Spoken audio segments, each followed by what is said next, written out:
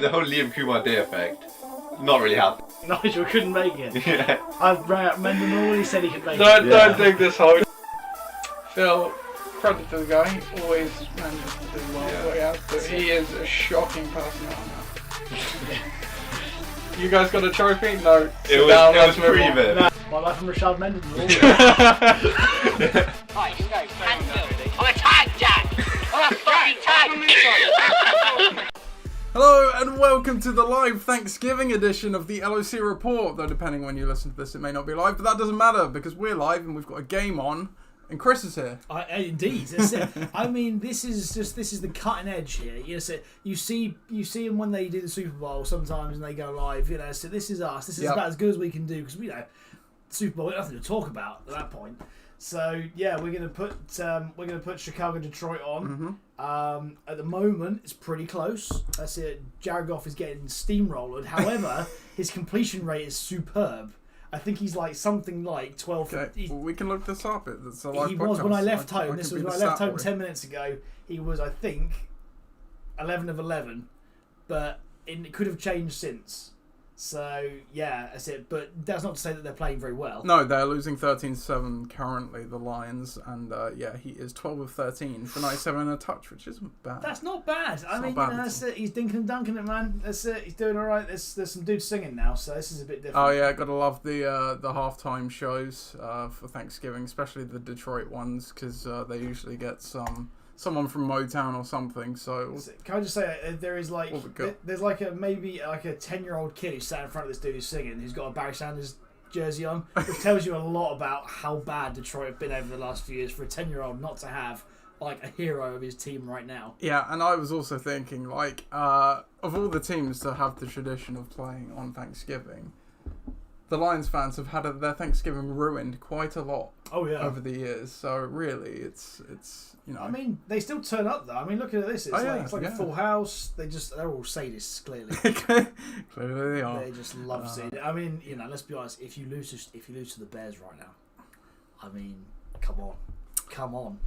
That's it. I'm not sure what that says more about you, whether or not you can't score points or you concede too many, but. Maybe a bit of both. Well, I mean, they held the Browns to only 13 points on Sunday, so clearly that's not the... And granted, they had 10, but they'll probably win that game if Goff plays. Yeah. Against the Browns, I think. That's it. Well, the Browns were terrible. They were. That's it. But we'll get to that later because, we'll cover that off because my kicker played in that game and I've got a funny story that sums up the game. But before we get to that, we of course have the league news.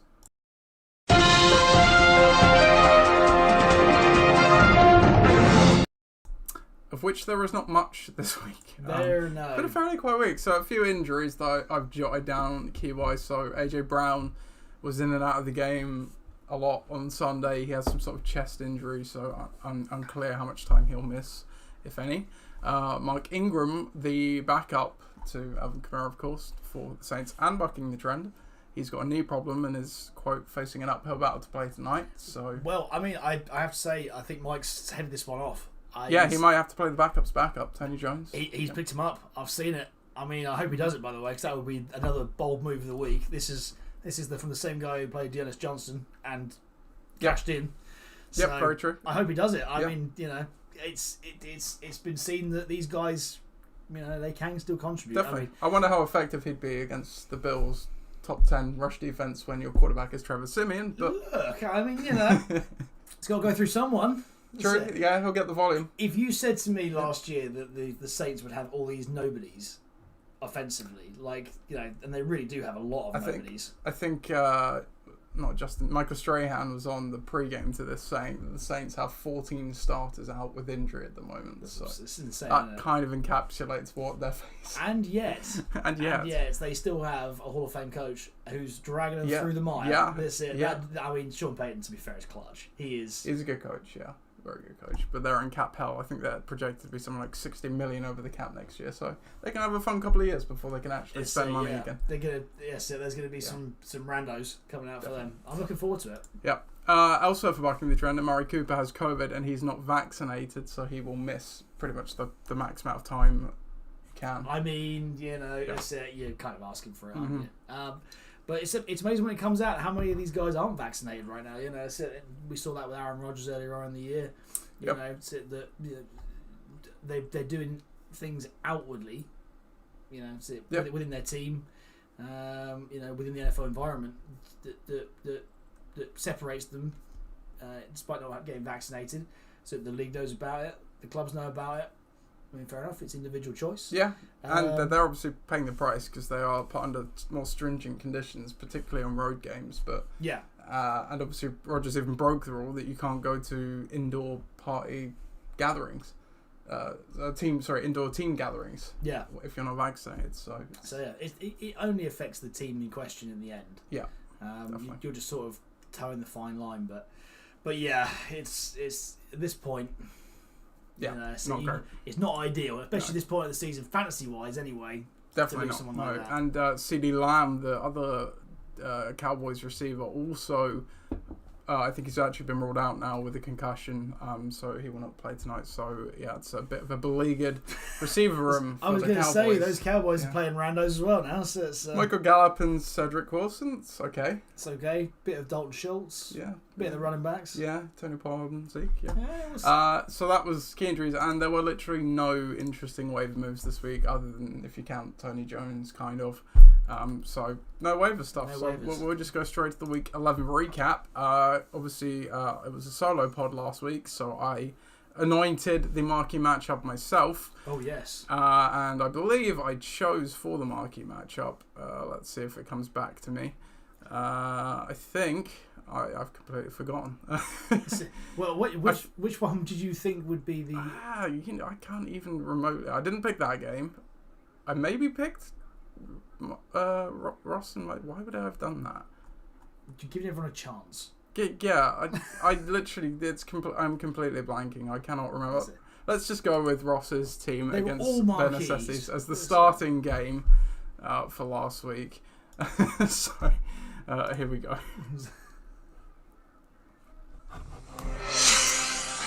Ross's team took on Ben Necessities last week, and it was a bit of a tussle for the wildcard race, as Ross's team, sitting at 6-4, was in a good position for the playoffs. Meanwhile, Ben Necessities needed to win badly at 4-6 to stay up in the race, and they did that.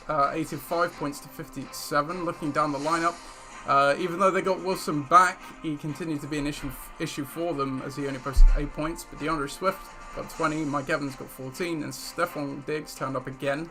Despite 23 receiving yards, 2 touchdowns, 14 points. Travis Kelce will get 14 as well. So a team effort to get them to the points total they did. But it was more about what Ross's team didn't do as to why Ben Necessities won this game. Pat Mahomes reverted back to what he has been a lot of the season, with only 7.5 points. Devontae Adams was the bright spot with 24, as was Darren Waller. He got 12, but nobody else got over 6 points there. In full point integers anyway, and the kicker even got nothing. 1 point from the special teams too, so not great from Ross's team. So the history of this matchup, which I haven't done for some reason on this sheet, but it is here. Ben Necessities are now a healthy 8-3 all time against Ross's team, and Ben Necessities pulls himself back into the playoff race with a 5-6 record. Yes. Now it would have been very difficult to lose against Ross's team this week. True. Let's be clear. And let's also be clear that Devontae Adams has bailed him out in a big way, because, 23 points could have been a lot worse. Out of 57 point total, so it could have been truly terrible. I think that they've obviously been trying to bandage over the problems most of the season, and the fact that Mahomes hasn't been firing leads you to suspect that without him, this team really is only a one man band, and that one man band is Devontae Adams. Yep. That's it. You ride him whether or not he plays week in, week out, and he's going to get plenty of looks, plenty of points. But without consistent QB play, without consistent and someone else, doing it. Yeah, I said it in a preview a few weeks ago that. When you're rolling out 3 tight ends, your team probably isn't great, because not the tight ends obviously can't be useful fantasy assets, but their opportunities are less than that of a running back or a receiver, just by the very nature of them. Unless you have the absolute premier ones like Travis Kelce, Ross has one of them, to be fair, in Darren Waller, and then you could, argue a case for Goddard and Pitts, but that's when you get into the category that I'm kind of speaking of. Yeah. And although he's got Gronk back on the bench as well, again, it's a fourth tight end. He's not of the level of Kelsey. As you say, the supporting cast is somewhat neutered. Indeed, and when you've got a point combined from your defense and kicker, it's like that's it. It just sort of like puts the nail in the coffin for the week, really. Whilst on the other side, what I will say is that the supporting cast are fantastic. You look at those skill positions. Swift, Evans, Diggs, and Kelsey, all fantastic. But once again, as has been the case for most of the season, the QB has just not been there. And Russell Wilson's come back, but just hasn't looked anything like the things that the Russell Wilson we've seen over the last few years. The injuries obviously hampered him, but also just turns out that Seattle are pretty garbage this year. It's so bizarre because I can't remember if I said it myself in last week's show, but they go through a coordinator after coordinator saying we're going to have this brand new offense, we're going to let Russ cook, have this up tempo, and every year they revert into the same self. But it's not like, it's not a stacked offense. The run game's obviously not great without Chris Carson there, but it's serviceable. Passing core is pretty good. You've got DK Metcalf, Tyler Lockett, and then at tight end you've got Gerald Everett and Will Disley and stuff. It's not bad. Granted, the O-line might not be great. I don't understand how they're always this poor. It doesn't make any sense. Their O-line sucks. That doesn't help. That really does. And that's been a problem for the last 2 or 3 seasons. What we've seen, this has been the case. I can't remember a time when Seattle had a good O-line. No. This has always been the case since Wilson's been there. And what we've seen, granted, probably earlier in his career, certainly in the last few years, is it doesn't matter because he's such an escape artist and he can extend plays and then he makes the throw. But that's not happening, and it hasn't been happening for the last few years. Not on a consistent basis. I think defense has got his number because if they prevent him from being able to do that, and by consistent pressure, I suppose that you can't allow the time to be able to make these unbelievable plays, and that's the thing that they have been eaten out on, I suppose, for the last little while, is that you rely on him alone, single-handedly, to be able to make these throws, make these plays, extend the plays, crazy town stuff. You can't build an offense on that. Exactly that. You can't. It's like building it on sand. Yeah, we're in an era now that we have so many kind of mobile or evasive quarterbacks, at least in the league.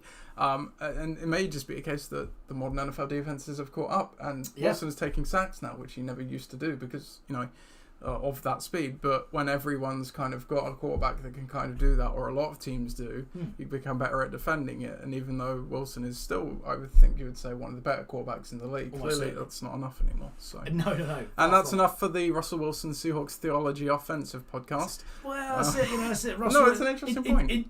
Enjoy it while you can, Seahawks fans, because he's definitely getting traded. It's him or Pete Carroll. I don't know which one you'd want to hit your wagon to at this point.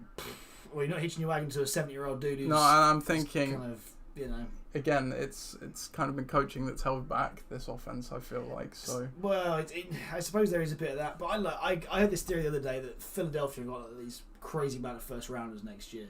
Why wouldn't they trade it in for Russell Wilson? Yeah. Why wouldn't they do that? Someone can make a play, Carolina. And then you can build again in Seattle. That's it. Russell Wilson, as proven. That's it. Isn't the entire franchise anymore. And... Nor is he for Ben Estes, because my dad does have Kirk Cousins to pivot to. And also big lol that Kirk Cousins uses that week to score 31 points. Yeah, well, it's exactly what I said. In the matchups that are profile good, don't play him. He's not going to do anything. In the matchups that are bad, for some reason, he's going to be good. Actually, I was listening to the Around the NFL podcast today, and they were kind of saying that the Vikings staff wanted him to be more aggressive this year, and he was kind of talking post-game interviews that I was maybe a bit too aggressive or stuff, but that's what they want, because that's what they're getting when, these great plays to Justin Jefferson down the field, when he's doing that, because he can do it. And my theory, what I've said to you, I think completely supports that. In a game where he doesn't need to be as aggressive, he might not be, and that's why he's not doing it. In games where they need the points and they're playing catch-up or keeping up or whatever, and he needs to push the ball down the field and be aggressive, he's doing well. Yeah. So it actually makes sense. One of those weird scenarios where you should actually do the opposite of what the matchup says. It's odd. You see, you raise your game against better defenses, though. That is true. That's very true. On to our next game then. Speaking of better defenses, no defense here. The Dream Team against Palestine. Southampton leading the Dream Team faced off Palestine in this one, who sorely needed a win to keep up with the playoff pack, as they were sitting at 4 and 6 entering this one, while the Dream Team have the comfortable couple of games lead, 1 or 2 game lead, at the top at 8 and 2. The Dream Team would extend their lead, meanwhile Pakistan would fall slightly further behind, with a actually really entertaining 132 to 115 point victory in favour of the Dream Team. Looking down the lineups, Jalen Hurts, who went for 31 points, getting the nod over Justin Herbert, who actually outscored him on the bench of 40 there. Austin Eckler, he erupted with 35 points, sealing the win for the Dream Team. James Robinson got 10, Tyreek Hill got 11, Jamar Chase got 10, Terry McLaurin got 16, Ryan Suckup got 13, and the only thing holding the Dream Team from 10 points from everyone at least across the board was the Dolphins, who got 6. On the other side of the ball for Pakistan, again, they had a pretty decent day, certainly one of their better days of late. Brady returned to form with 23 points, McCaffrey got 18, Justin Jefferson also erupted for 29, Chris Godwin got 13, DJ Moore 11, and the Ravens D got 10, only Butker with 8 and Drake at 3 points below en route to that 115. So, yep, the Dream Team stays ahead. Pat loses his third game in the trot and faces an uphill battle for the playoffs now. The history of this matchup of all time. The Dream Team are now 8 and 2 against Pakistan all time. Yes. Another big win for Viv. He can by all means carry on his QB carousel. If both of them are scoring fantasy points like these guys, I don't think it really matters at the moment. Jalen Hurts might not be the best QB or certainly the most revered QB in real life, but in fantasy he is fantastic. Yeah. And he's been delivering the goods all season long. When you've got Justin Herbert as well as a tandem, it really, really helps you. Say you're not weak at that position. But we must talk about skill positions as it's a nice little follow on from the last one. I mean, on both sides, the skill positions are absolutely stacked at this point, and it's when you've got a guy who goes for 35 points at running back, and this guy Eckler is, as we know for many a year, is an extremely dynamic player. Yes, he had a couple of injury hit seasons, but this season he's come back firing, and I'm feeling great for that because 4 touchdowns on the day, 2 rushing, 2 receiving, complete dual threat, fantastic. And it's also lovely to see some of these other guys that that have been producing for Viv all year. I'd say that the trio of McLaurin, Chase, and Hill, there's not really that many better receiving cores in the league, I have to say, than those 3. I mean, say the other side, Pat might disagree with me there, but I think at the moment they're really, really dangerous. And again, a decent kicker and defense score. Pat will feel a little bit hard done by this, because actually he put together a really nice week. It doesn't really matter, say at the moment. I wouldn't want to play this team at any point because they've got guys. McCaffrey's coming back from injury. Yep. Justin Jefferson's obviously a stud. Godwin's in and out, but when playing with Brady, it's you're always kind of good for fireworks there. Obviously, Brady's in great form this season, fantasy and real life. Plus a few decent parts. DJ Moore will help. Now that he's actually got a decent QB, or at least an upgraded QB. Yep. So he needs to find a flex that's going to kind of work week in, week out.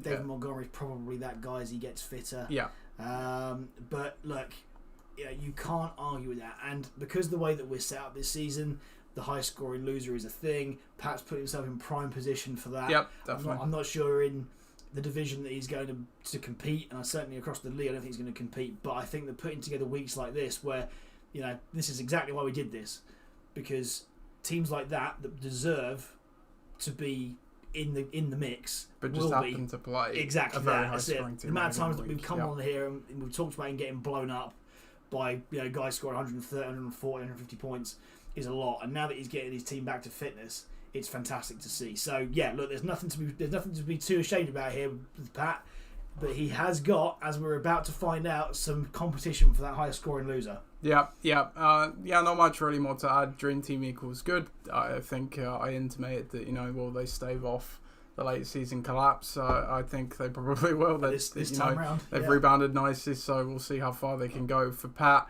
I kind of said last week, as you said, you had that Brady is the linchpin. McCaffrey's going to deliver, so should Justin Jefferson, and Godwin should have his days. DJ Moore getting Cam back would hopefully be a jolt in the arm for him, which is exactly what it's been. And like you said, they just need to solve that last position, and they've got a good push towards the most points forward playoff spot. On to our next game then, as you alluded to, we see a high-flying Neapolitan side face bucking the trend. You'd be forgiven for thinking which one of these teams was the leader of this division entering this game. Bucking the trend, who were leading the Portsmouth division on their own, entering this one at 6-4, took on Neapolitans, who are 4-6, and on a 3-game win streak, might I add, really having a late season comeback and pushing for a playoffs, and they continue that push as they win again, 127. Meanwhile, Bucking the Trend's form has slipped back to the early season levels. They only got 68 points here and lose 2 games on the trot, opening the possibility for divisional competition. Looking down the lineups for Neapolitans, Joe Burrow only got 11 on the day, with Lamar Jackson missing due to injury, but it didn't matter because Jonathan Taylor got 50 points. Yep, you heard that correctly, 50 points, 5 touchdowns, absolute demolishing, and the Patriots D on Thursday night gave them a very nice start as well, shutting out the Falcons, returning a touchdown and getting 4 sacks and picks along the way to 35 points. So it was basically Jonathan Taylor and the Patriots D beat Bucking the Trend this week, where Tannehill only had 11 points with a beleaguered receiving corps. Mark Ingram got just under 10. Jalen Warder got 13. Greg Zolan got 10, and the defense got 12. But yep, 68 wasn't going to cut it in this one. So Neapolitans moves to 5-6. Bucking the Trend 6-5, and the history of this matchup is now 1 apiece. Yeah, I mean, we look at Neapolitans this last few weeks. We've talked earlier on about their struggles earlier in the season. I think that their struggles are still there. They're just being masked in great part by the fact that Jonathan Taylor is having a quite unbelievable few-week stretch. Yeah. And, so this guy is the absolute stud of the league right now. He's obviously the rushing leader. Nate's just pulling up the points that he's scored over the last 3 or 4 weeks, and we're looking at it here: 50, 18, 32, 18, 15, 27, 28. You look at that when you give yourself an absolute brilliant foundation. Yeah. It took him a little while to get going. I was just going to say, earlier in the season we were saying, he's had the most goal line touches in the league, but he's not had a touchdown yet. Well, there's been some positive regression there. They've sorted that right out. They've sorted that right out. And, I think when you have a player like that who has the potential to go off no matter what, and obviously he's playing the Buffalo D, who we talked earlier on about having a very stout run. Yeah. That's it, to really pull their pants down away from home, and do that to them proves that he can do it against anybody. It will come, as the Derrick Henry owner for a couple of years, it does come where teams do stack the box against these guys. They know it is coming. But I think that he's dynamic enough to be able to get around that. He's a decent pass catcher too. Yeah. And the sky's the limit for that dude.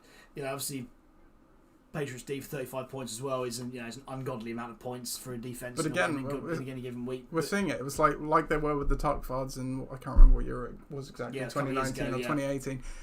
It's this Patriots team again, just rolling into form in November and turning into the beast that they always usually are. It does seem that way. Defensively they've done it great. I mean, Atlanta have sucked on offense for the last couple of weeks. Oh yeah, and that was very toothless. And they took massive advantage of that. But yes, you look at, aside from that, what have they got aside from those two? And with decent weeks from Kittle and Smith occasionally, that's where the Achilles heel will be. Is that later on in the season, if they do progress, and they've got a very good chance of progressing out of that division at the moment, not only from being the highest scoring loser, but also from actually getting out the division as its winner, because it could still happen. And the wild card is still set as 6 wins currently. Yes, that's it. And you wouldn't want to play this team right now because it is rolling, with Lamar still to come back in. So, yeah, it's dangerous. On the other side, Mike's team is boom and bust. It has been all season. We've seen when it peaks out. We've seen when it troughs. This is when it's kind of troughs. He's stuck with some of the guys that he's played across the course of the season. He's got his favourites, Sanders, Metcalf, Pittman. Haven't done it for him this week. He's again playing the old mediocre QB carousel with Tannehill and Tua. I think Tannehill's done, by the way, for the season. I think that defenses have really found this team out, that without a running game, that they've and also with AJ Brown being a bit banged up. Aside from that, they're a very, very average offense. And I think that playing Tua for the rest of the season will probably do him better. Because it seems to me at the moment as though he is the better QB in the system that he's playing. Yeah, I was just going to kind of say that. Like, I think what we saw when Mike's team was successful, when he got pushed off the ball a bit, had to ad-lib, had to, become that GM that kind of plugs and plays and everything, picks up Tua, brings him in, picks up other players. Nothing you saw from Miles Sanders before he got injured suggested that you should keep playing Miles Sanders. I'm going to show you his point splits before he got injured. What there makes you think you should keep start? You could argue that guy shouldn't even be on a roster. Yeah, exactly. I know he went for 94 yards and fumbled the ball. Yeah, sure, but he's just not had that upside all year long. And the same exact thing that you're saying with Tannehill. I know he's playing Houston, but AJ Brown was the only receiver he had on, and he has no rushing game really to support him at the moment. And obviously, unfortunately, AJ Brown was in and out of the game as well, but I don't think that would have changed too much because, as you say, he throws 4 interceptions in this one. Westbrook and Keeney went over 100 yards, so it wasn't necessarily a case that they couldn't move the ball. It's just, it's without running this offense out of play action and everything, it's Tannehill isn't a guy you want to start. No. And granted, okay, we're focusing in on those two players. The Ingram spot start was fine, and Metcalf and Pittman will have better days, but it can be the difference. Not in this game, but in other games where you kind of go with those kind of Tannehill and Sanders plays, and that's what costs you. It's safe, yes, absolutely, yes. So sometimes you do have to mix it up. The score's been kind of, it's been made better by the kicker and defense down the bottom. The Browns are not going to play the Lions every single week, and obviously there was no way of winning this game. But at the same time, going forward, I think that you do have to be a bit bolder, perhaps, to get the victory. But Napolitans are the team to watch at the moment, but for as long as Jonathan Taylor is in form, I will stress that, because when you've got 85 of the 127 points from 2 players, that is completely unsustainable. Absolutely, yeah. On to our next game then, Tom's Tyrants against Forge Flyers. League leading Forge Flyers took on Tom's Tyrants in this one, so the number 1 seed sitting at 9-1, looking to make that a double-digit 10. Facing off against Tom's Tyrants, which really was last chance saloon at 3-7 to save their season, and unfortunately it has slipped through their fingers. 112-99. Forge Flyers moves to 10-1, 10-game win streak, ladies and gents. Meanwhile, Tom's Tyrants falls to 3-8. Looking down the lineups, Aaron Rodgers is back. He had a bit of a wobbly game the week before against Seattle, but 42 points in this one really led the way for Forge Flyers. Joe Mixon also had a great day, 24 points there. Darnell Mooney, we cannot overlook him, 18 points. What a stream that was. Unfortunately, Marcus Johnson pulled up with a hamstring injury, put up a duck, but it didn't matter. Getting that 112 for Forge Flyers. On the other side of the ball for Tom's Tyrants, Jimmy Garoppolo was a pretty good stream. He got 20 points there. Najee Harris 12. Keenan Allen 11. Deebo Samuel 15. He was playing at the wide receiver tight end position. He could afford me. He was playing at running back. Chris Boswell and the Buccaneers D combined for 30 points between them, 14 and 16 apiece en route to that 99, but just sadly not enough. Not Tom's Tyrants day. History of this matchup all time: Forge Flyers are now 7-8 all time against Tom's Tyrants. It's close, and it was close for a long time. I had no expectation of winning this game, by the way. I had a banged-up team. I had some randos absolutely rolled the dice in some of this one. Thankfully, Darnell Mooney came up trumps. That is the honest assessment. You're not doing enough justice. You started Ramondre Stevenson and Marcus Johnston, Darnell Mooney, and Donta Foreman. Yep, that's it. Started all 4 of those guys, and I was going to start MVS as well over Marcus Johnson for a while, and didn't because I'm a pussy. That is simple as that. Well, I mean, Johnson had a target at the back of the end zone, which could have been a touchdown. Unfortunately, he pulled up the hamstring on the very same play. Just how it goes. Yeah, that's it. And if he had stayed in the game, he would have been the AJ Brown of that offense, which is annoying. Yeah. So look, I went big. I don't think that aside from that, I will absolutely concede that Rodgers and Mixon are the stars of this team and got them going. Yes, Ramondre Stevenson had a handy 7.5 points on Thursday night. Yes, Darnell Mooney went for a crazy long touchdown. He had 60 yards before that, but another 60-yard touchdown was pretty insane. I'm not going to lie. 112 points was absolutely brilliant, and it was better than I'd scored the last few weeks, even with a man down. Mm-hmm. So that is very pleasing. especially now, and putting 10 wins on the board in a row is something that crazy. Yeah, is crazy. Only seen probably maybe one other time. I'll continue to talk about that. I've absolutely no idea if that's been done before. I suspect your dad did it in that 2009. Quite possibly. Tom went 13-1. I'll fact check that while you continue. We shall see. But from Tom's point of view, he'll feel a little bit gutted because I think it's probably a game that he initially, especially if in the opening salvos, maybe the first hour or two, I thought he had a great chance. And I think that some of those components that he has in there, how he had every opportunity to do it. Unfortunately, he's just been blown out by Aaron Rodgers in the end, and I think that's where the difference is, because that 41 points that Aaron Rodgers goes and scores, and most of it's done in the second half of the game. Puts 20 points on Jimmy G, and that's the difference. So yeah, I think as a stat line, Tom's is brilliant. He's been unlucky throughout the season. He's also unlucky that there are other teams out there that score more consistent points than he does, but it proves that his team isn't bad. It's just got a bad record, and there are teams just like that, so that you just get beaten by random spot starts and unbelievable performances on a week-to-week basis.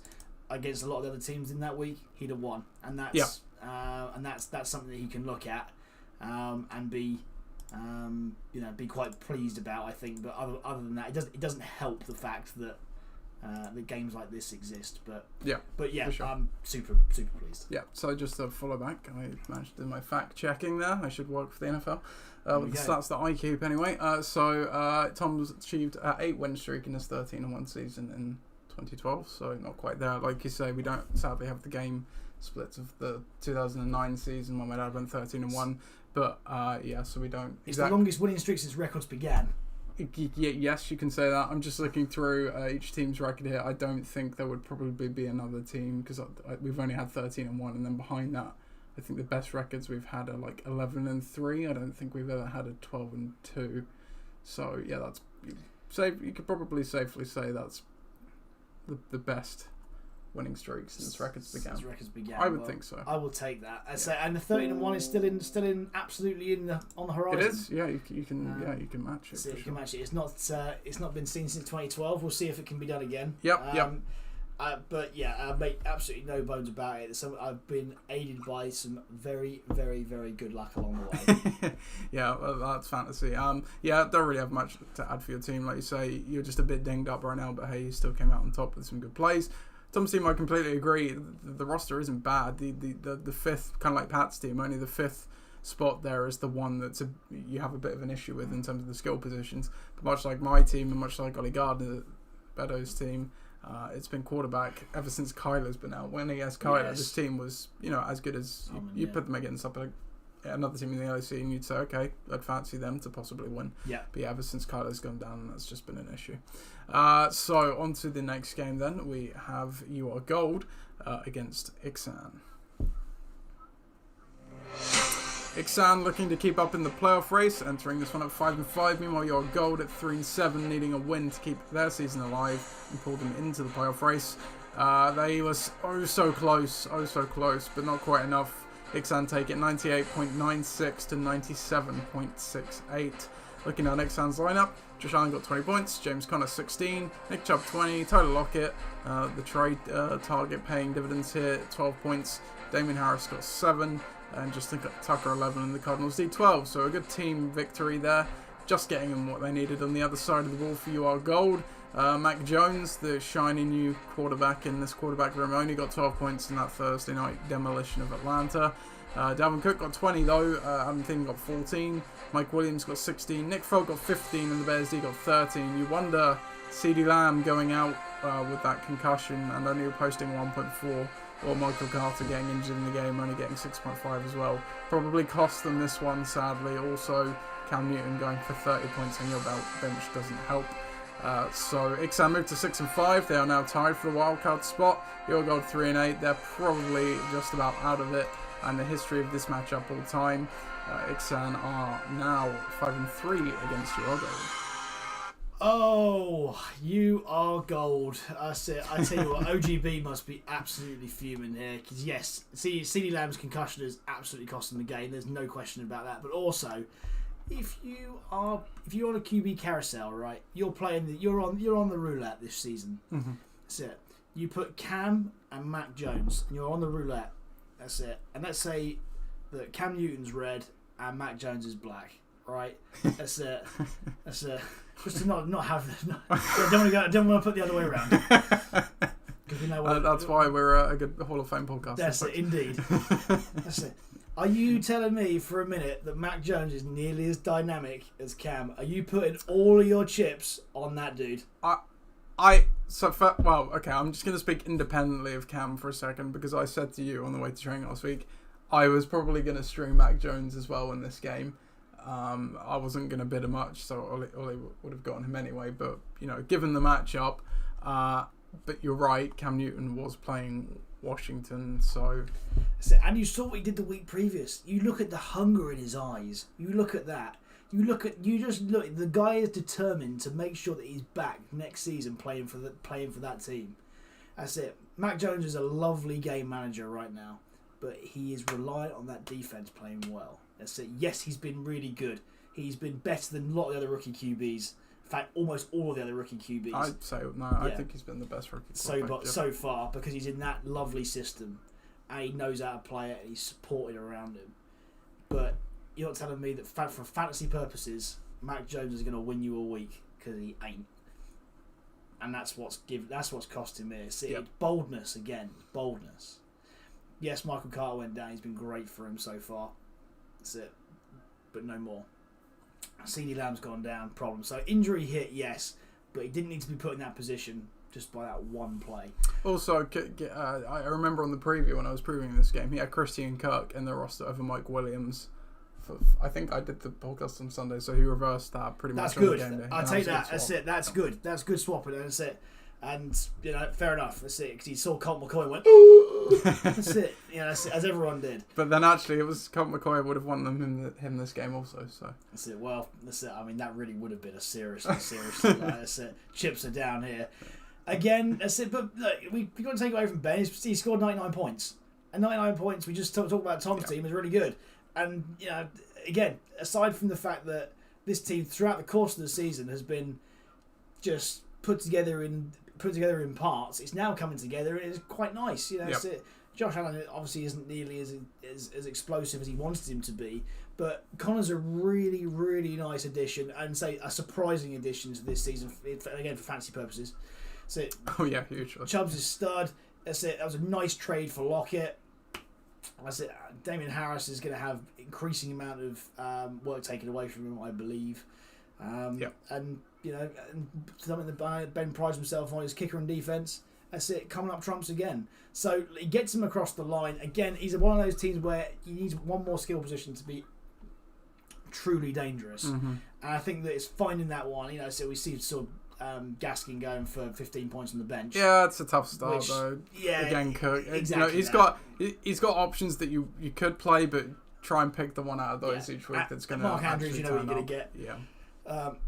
Landry against Detroit. Well, with Baker at QB, who knows what's going on there. Yeah. But I'll say this as many times as you want. I say, Ixon have put a lovely score up to be beat, and it's a score that's on occasion difficult to be beaten, but you are gold. I feel with the QB choice, kind of beat himself. Mm-hmm. There you go. On to the final game of the week then. Dear, we won't be spending much time on this one. Gridiron Gang against Bedadnators. Founding team matchup here as Gridiron Gang took on Bedadnators. Gridiron Gang at 5-5. With the bucking the trend loss, the window opened for them to retake the division lead. Meanwhile, Bedadnators also in this division, sitting at 3-7. If they got a win, they were only 2 games behind in the division as it would happen. Coming off a 4-game losing streak, when it's not going for you, it's not going. And unfortunately, that 4 went to a 5. In a match, quite frankly, myself and Ollie would both like to forget, and everyone else as quickly as possible, 59-47 in favour of Gridiron Gang. Looking down the lineups for Gridiron Gang, Derek Carr only got 11 points, and the 49ers D got 15 points. Not much else to speak of there. And then on Bedadnators, even less to speak of. Deontay Johnson got 16, Dak Prescott got 3 points. Really cost them there. So Not a great matchup for anybody involved. History of this matchup all time. Gridiron Gang are now 5-11 all time against the Detonators. Well, you got one back, but yeah, I mean, where do you start? I mean, there is nowhere. Yeah, there's no way. There's no way. There is no way. Look, you didn't lose. So congratulations, but Ollie's team is trash. I mean, it's been this way for some time. 2 weeks where I think it's a combined 100 points, and near enough in that ballpark anyway. Yeah. Shows that team is dead in the water and will remain so for the rest of the season. There's no real shining lights there. And we talked earlier on, or certainly we talked last week about, or last time I was on anyway, about his QBs, that he should be hitching his wagon to Stafford. He was on a bye last week. He wasn't a bye, and I think that going forward, well, especially with the banged up receivers that Dak's going to have. But then it's weird though, because teams have kind of figured out how to stop the Rams by you get that pressure up the middle and you get Stafford up. Sean McVay's going to find a way. You would think. They had the bye week, so maybe they installed the old Goff offense again. That's it. Maybe. Losing Woods hurt them as well. I think it's hurt them a lot. For sure. Yeah. That's it. I mean, I'm going to be interested to see what Odell Beckham does when he comes in. Because there's been a lot of chat, obviously, about him over the last few weeks.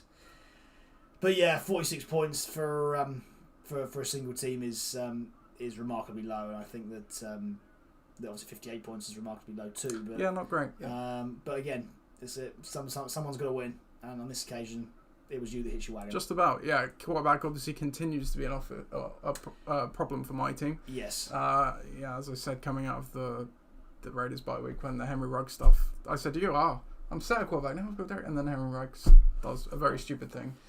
Yeah. That cost me. The perfect analogy for this game, though, I have it because I did the classic case of you should never tinker on a Sunday. I had Dustin Hopkins as my kicker all week. He got 12 points. I get 70. That's not great, but it's not as bad as it was. Not as bad as but not only did I take that off the board, I picked Chase McLaughlin, who Rams kicker, played against the Lions. On paper, should have been a good play. He got an extra point. He then had an extra point blocked. He went to 1 point and then back to 0. That's the perfect analogy for this game. Yes, indeed. That's it. I absolutely, totally agree with you. So yeah, no analysis needed. No, but before we go, you talk about Ollie's team obviously being on fumes. My team, which the skill positions all season long had been a strength. You had a bit of bad luck this week where Mitchell's not there and Jeff Wilson, oh my God, you probably watched the games. Jimmy Garoppolo missed a wide open touchdown at the start of that game. Would have been a bit different. Josh Jacobs doesn't quite fire on this one either. AJ Brown, as we already said, in and out of the lineup. I started Chase Claypool out of necessity, as you can see by my bench between buys and missing Hopkins and Brown through injury. So, and Elliott's obviously playing a bit banged up at the moment. It was just part of the bad day for the Cowboys as well. So, yeah, I mean, a lot of things conspired behind this poor outing that hopefully I don't think I was going to quickly recover from, but it's just... The one thing that you can say about Ollie's team is that, Gallup's now the number one receiver, especially this week. That's it. With everybody else out. AJ Dillon's establishes himself as a bit of a star. And he'll get AJ Jones back, and exactly that. Deontay Johnson obviously actually had a good day. He's done okay. Well, again, you're right. QB is where his problem lies. Which is bizarre because at the start of the season, and really for the first few weeks, we're saying, God, how's he going to pick between Stafford and what a great position to be in? And they've actually both had their bad spots. So last few weeks for sure. Anyway, So that was the Week 11 recap, looking at milestone standings and stats. So Coach Barnes notched his 90th career loss last week, and Coach Burdett notched his 90th regular season loss. And we're looking at the games here. TJ Hawkinson has just gone in for a touchdown for Detroit, and pending the extra point, they will be taking the lead 14-13. This is an exciting game. That's it. I think I heard this is a stat for you. So both these teams average 17, so it's officially shootout. Yeah, and this felt like the game that the Lions would win on Thanksgiving against the Bears. Yeah, if you're a betting person. That's it. Well, there you are. TJ Hawkinson, I don't know. He's on the waivers. He is on the waivers. I don't know why anyone didn't pick him up, to be fair. Yeah. After some anemic performances. Back to the standings and stats, though. So, two teams currently sit at 99 wins, with my dad's team winning and your team winning. Chris, you both sit at 99. career wins all time. So you could both do it together. Or we can join. Me and Dave hand in hand over the 100-point threshold. That's it. Looking forward to it. So yeah, that's it for the standings and stats this week. That's it for the milestones, standings and stats though. Looking at the divisions. Apologies for the weird formatting. It's because games are live. So Southampton division, the Dream Team's sitting atop there at 9-2. There are only 3 games to go. I've lost count. Week 12, 13, 14. 3 games to go in the regular season. Ross's team is on 6-5, but over 200 points behind. So you would think the Dream Team have mathematically all but won that division. Now with a win or a Ross's team loss, they secure that division. Ross is at 6-5. Currently is the wildcard spot, the 4th seed. Traditional wildcard spot that is. Ben is right behind him on 5-6, and then Pakistan at the bottom there at 4-7. Going to the Portsmouth division, bucking the trend, clinging on to the division lead here. They lost for a second week in a row, falling to 6-5. Gridiron Gang could have won if they actually put some points up, but they're at 6-5, but about 13 points behind. But then the real contender, absolutely out of nowhere, Neapolitans, 4 games on the trot now, and with over 100 points more than bucking the trend. Sitting at 5-6 with a win and a loss between the 2 teams above them, they take the division there. Bedene is the bottom there, falls to the bottom of the league overall at 3-8, tied record but on points. And then in the Winchester division, Chris, you've accomplished playoffs, so you can enjoy the last few weeks of the regular season here with the 10-1 record. And I shall, yeah. Ixan, they're at 6-5, hot on the tails of. Actually, no, tell a lie. Ross is not the wild card. Ben is the wild card spot. It's the 3rd seed. In terms of seeding anyway. Obviously Mike's technically ahead of him by winning a division. That lasted a long time. Yeah, TJ Hodgson heading to the locker room there. Ixan currently in pole position for the wildcard spot. They're with a 6-5 record, but obviously competition elsewhere. And Tom Terrence and UR Gold at 3-8 at the bottom there. And then looking at the fifth playoff spot. So if we go to the overall sheet, so we've got Forward Flyers, Dream Team, Ixan and bucking the trend currently in. And then the 5th position, I believe, currently still sits with Pat. Yeah, Pat's just about got it. 1,073 points, with Neapolitans hot on his tail at 1,068. Really, there's probably nobody else in the race. I mean, there's still 3 weeks to go, so you never want to say never. Ross's team, 990. Ben's team, if he doesn't manage to hold on to the traditional wildcard, is at 1,027. Obviously Mike at 968, myself at 955, Ben Assessi's 986, Tom Torrance at 991. The only 2 teams you probably say are definitively out of that race are UR Gold and Bedenes, who both have less than 900. But anyone outside of Pat and Neapolitans are going to struggle to catch up with them. So looking at the breakdown, Fudge Flyers at the top, and surprisingly, Dream Team not far behind them with 2 back-to-back 11-0 weeks. Pakistan, again, despite their record, 76-45, and as we've seen, they might not even get the most points forward playoff spots, so that would be really devastating for Pat.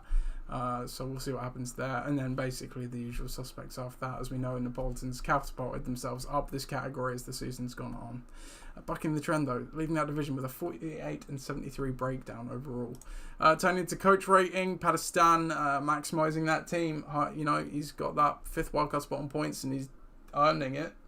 We can now consider this a contender for coach of the year because it damn well matters now, the coach score. For sure. Ross's team there 8-5. Your team, obviously, where you are doing a great job maximising points, and then you kind of get to the middle ground and below. Won't go through the true stuff because it doesn't really mean anything. So we'll go to debate corner. John, where are you? Yeah, it was a bit lonely there last week. There was no debate. No, it's just me. Yeah, here we go. Order.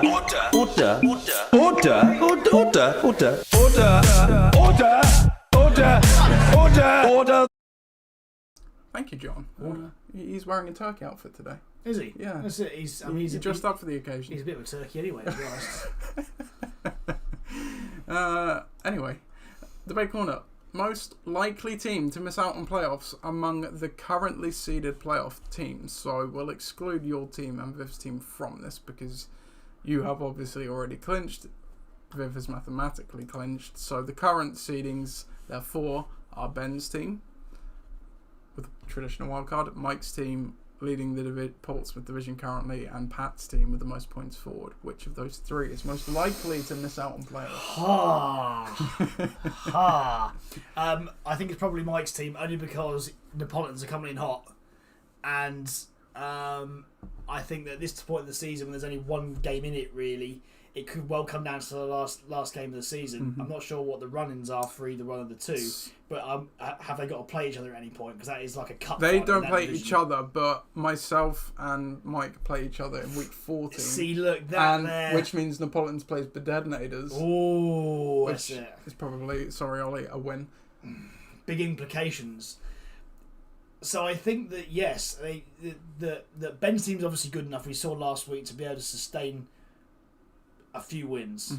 I think that he's going to be able to get one or two towards the end of the season anyway. We're about to see in the rundowns. But yeah, I think Mike's in a really precarious position at the moment, because he's obviously got to play me this week. He's then got to play me week 14 you in 2 weeks' time, and insert team exactly that in between. And he's got to win probably 2 of those games to be able to give himself a chance. Whilst Neapolitans are coming in hot, I think that they've got a real chance. You still got a chance, and we forget about the high scoring loser, but see that there, he's still wide open as well. So between 2 teams, so it's not. I think probably for the league total, obviously for Pat really wants Neapolitans to go and win 2 games. Well, this is what I was going to say. I think when you're looking in terms of most likely, I think Ben is positioned quite nicely. He doesn't have a shot at the division, but he's got the 6-5 record and the points to get this traditional. He's in a good spot for that. And then, as you say, you point to Mike's team. Well, he could easily miss it out by a couple of measures, but Dave's team could potentially unseat and just take the Portsmouth division, which, as you say, Pat will be hoping for, because then that will leave him there. And Ben's in a pretty good spot, because, even if Dave does that and he were to lose hold of the traditional wildcard, he's not a million miles behind Pat in terms of scoring, so he could potentially bridge that gap. You could still see 2 teams from that Portsmouth division still come out of it. You could still see any one of Buck in the Trend, Gridiron Gang, and Neapolitans coming out of that and getting into the playoffs, at the detriment of Pat's team, obviously. So as we just said, I think it would be awful to see Pat miss out on the playoffs, just even with the new rule, by getting turned over in the last few weeks of the season, by some Jonathan Taylor magic. So he's put together a nice string of results, points results that is, but has been unlucky, and that's exactly why it was there. In the first place. So, but my answer is 100% Mike's team. Okay. I do think that the other teams are set up nicely. Will it be a kicker that costs him again? We'll find out. We'll see. Going on to the next, so power rankings. We had a Thanksgiving edition of the power rankings, so go and read those now. We will go on to the week 12 previews to finish up the show. So obviously we've still got a game live in front of us, so some implications as we go. It's Dalton on 3rd and 7, and he tosses it off there to Dave Montgomery for a nice gain of 10 and the first down. So the games we have on the slate this week, we have Gridiron Gang against the Dream Team. We have the Bears Bowl, You Are Gold against Bears Estes. That feels poetic for it's considering what we're just watching. But Bedetonators against Ross's team. We have Ixan against Pakistan, so that's a direct playoff matchup, you could say. Tom's Tyrants against Neapolitans, and Ford Flyers against Bucking the Trend, which is, of course, the Gold Star Bowl. The Gold Star Bowl, indeed. Look, I think you're quite right when you say that's it. It's a bit of a toss-up between the Bears Bowl, but I don't think there's a great deal on the line there. But I do think that there is between Ixan and Pakistan, as you say. In terms of quality of matchup, that would be the one you pick, independent of the game that's on right now. So we'll go to it. Here we go, marquee matchup for week 12. Ixan versus Pakistan.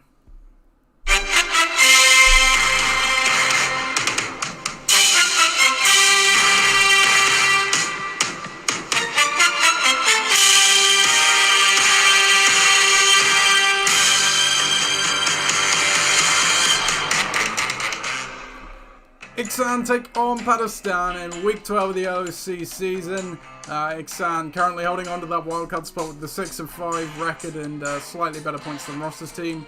Take on Pakistan, currently holding on to the 5th playoff spot with the most points forward. At 4-7, their record probably puts them out of it on a 3-game slide. but they just need to pile up the points as they go along. The projections do have them piling some up in this game. 95 to 90 points. Let's take a look at the teams for Pakistan. They bring David Montgomery into the lineup, who is playing right now, and he has 5.7 points as we speak. Elsewhere, no other changes, so they are just sending Kenyon Drake to the bench and rolling out 20 personnel, 2 running backs and 3 wide receivers. On the other side of the ball for Ixan, Miles Gaskin, Jarvis Landry come into the lineup in favour of James Conner, who's on a bye, and T. Higgins, I think, as well. So they are rolling out the 30 personnel, 3 running backs and 2 wide receivers. The history of this matchup all time, Ixan are 3-5 against Pakistan. Injury-wise, Jarvis Landry questionable but should play. Damien Harris, he's questionable. I don't really know. I think he will play there. Limited with a neck injury, so he should be fine. A couple of buys for Ben's team, James Conner and the Cardinals D. On Pat's side, Chris Godwin questionable, but he should play as well. Chris? Yeah, I mean, looking at this here, we've got Pakistan in a succession of excellent matchups. And for the first time, for a long time, every single player that he's starting this week is playing away from home, which I've never really been a proponent of, I have to say. I think that does impact a team, especially if they've got to travel some distance. But with these quality matchups, I don't think it matters too much. You look at Brady playing Indianapolis, we saw that a few weeks ago. The Jets absolutely tore them apart. I know the Bills didn't last week. But I think Brady, obviously, with the Tampa offense, the Bills have been wildly inconsistent. For sure. I think Football Outsiders has them as one of the most inconsistent teams they've ever seen in Yeah. terms of how good they are when they're good and how bad they are when they're bad. Exactly that. We've seen it's just what they've been again. We saw them playing Jacksonville a couple of weeks ago, and they were also terrible. So, but Brady and Tampa are a completely different kettle of fish, and I think playing against that defense is going to be fun for that. You know, especially for Pat, it's going to look at that. Him and Godwin. Yes, definitely the keys to winning. But you mustn't forget the Carolina players as well. McCaffrey and Moore playing against Miami. Miami have sucked on defense all year. That's it. Carolina, nice couple of 2-game spread, very, very good. So, you know, those 2 games that are crucial. You'll see Montgomery's playing right now. I mean, you know, he's playing okay, but you know, there's the stats there aren't great. He's a touchdown away from having a great week though. So or a few more yards. There's still a while to go. Yeah. And then, yes, arguably Pat's MVP for the last 2 years. That's it. Justin Jefferson down the bottom. Playing San Francisco, matchup proof. Kirk Cousins has been playing great. In the tougher matchups, I'd count San Francisco away as a tougher matchup. That's it. I don't know.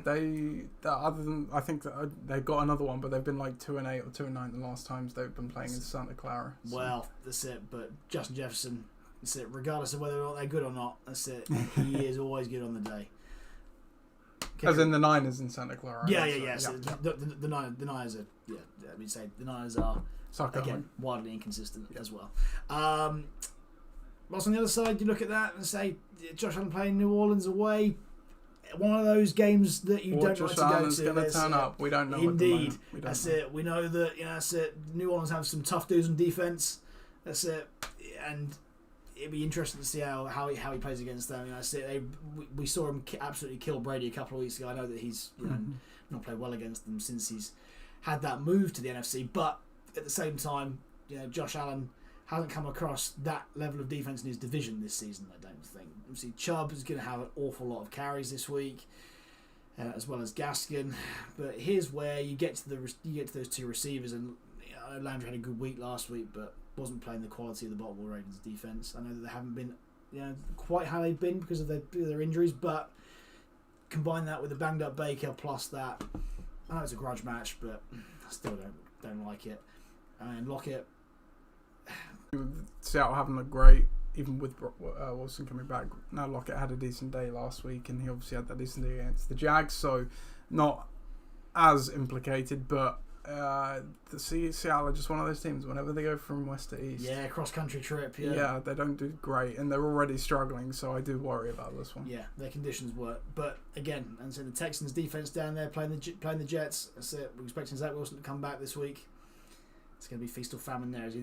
So yeah, I have to say, I'm not overly overly hot on Ben's team this week in comparison to Pat's. I think obviously 2 games make a massive difference for him, and if that gives him a kick, then fantastic. But you can't discount the fact that he's got a lot of star power in that team that you can't turn your nose up at. Ben's got to rely on Alan Chubb and probably a little bit of Gaskin to get him over the line, but I don't think it's going to be enough to beat Pat, and that's why Pat's going to win this week, and it's going to make life an awful lot more interesting for those 6 and 5 teams. Yeah. No, I agree. I think I'm going to go with Pat in this one. We spoke about the review that Ben's skill position is pretty damn settled, other than the one maybe 5th spot. Obviously, he's without James Conner, who is a big part of that settling now, you would think. And yeah, as you say, bringing Landry in, who, I mean, the Browns haven't been able to pass it well for quite a while now, especially with Baker being quite dinged up. Gaskin, again, you never know what you're going to get. Lockett has been more bust. And then, as you say, Harris dealing with an injury and is obviously ceding more and more work to Ramondre Stevenson with each week that goes by. And we don't know what Josh Allen is going to turn up. So I think too much flux for Ixan. Nice and settled Pakistan coming off a good week themselves. Yes, I fancy them to win this one. And we're going to institute a new thing on the LOC Report, which I think would be fun. And I'll start writing down who we pick as well, so we can actually look back. Okay. So here we go. We're gonna write down Ixam v Pakistan, and we're both obviously going Pakistan this week. So me and Chris go Pat. We're gonna institute locks. We have a lock of the week, and we're gonna try and go against each That's other. It. Lock Not a great feature to launch in week 12, but better late than never. It's exactly that. That's it. You know, see, when you're 9 years in, you gotta find some way of And now with the lock, if you listen to the Around the NFL podcast, you'll know there's the mirror test. You've got to be able to look in the mirror and live with yourself, not locking up. That's fair. Okay. But here I'm locking up Palestine in a big spot. Marking matchup. I think it's going to be all right. Well, okay. But can we use the lock on ourselves? Yes, if you want. Okay. To. All right. That's fine. Yeah. All right. So, that's fine. Okay. Yeah, so that'd be bold. I see it like that. Lock myself. Love the confidence. Yeah. It's only hilarious when it doesn't. It goes the other way. Oh yeah. I feel unlocked. Yeah, my thing is frozen here, so I'm just going to refresh it before we move on to the next game, which is Tom's Tyrants against Napolitans. If the page does load, I feel like the internet may be struggling a bit, even though I do have very quick broadband. Honestly, in this game, the last 2 plays, more flags than the UN. More flags than the UN in the last couple of plays. It's ridiculous. I've never seen it. Officials are loving it. That's it. They obviously love it. They love a Thanksgiving flag. Yeah, they do. Did you see what happened in the before the kickoff, the coin toss? No. The Lions said they'll defer, and then the ref turned to the Bears and said, "Do you want the ball?" Come on, ref. That's Thanksgiving. They had a few beers before the game. And he's like some sort of aero scientist or something. We are having a bad go of it at the moment. With, I was going to say. the NFL fan. Let's see if Chrome's doing any better, or if this is just I mean, we're still streaming, so I don't understand. This could be a fantasy NFL It could thing. be an NFL fantasy site, because it says the site can't be reached here, and then we've... I mean, come on. I mean... it's just embarrassing. But we're not like that on this podcast. We don't talk about random shit. We don't. The feed may have dropped there, but we're back now for our 2 listeners. Apologies for that. We were demonetised some time ago by drinking. Yeah, indeed. Next game then. Tom's Tyrants against Napolitans.